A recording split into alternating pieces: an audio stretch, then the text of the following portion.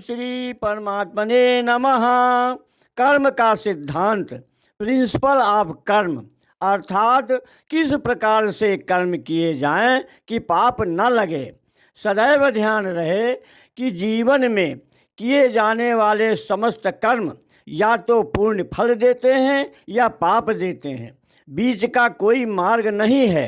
कर्म के सिद्धांत की सही जानकारी न होने के कारण अच्छे कर्म भी पाप को जन्म दे सकते हैं। मानव अपने भ्रम ज्ञान के कारण वेदों में विधान किए गए सकाम कर्मों को करता रहता है, जिसका फल नश्वर है, अस्थायी है, क्षणिक है।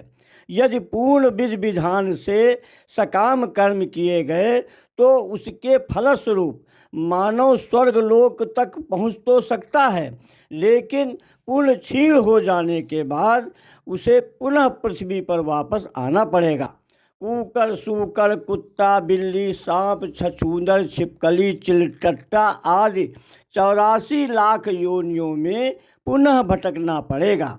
लेकिन यदि वो भगवान की शरणागति में रहकर उनका सुमिरन करता हुआ केवल अपना कर्तव्य कर्म करेगा तो भगवान उसे स्वर्ग लोक तक पहुंचा देंगे और पुनः मृत्युलोक में वापस नहीं आने देंगे।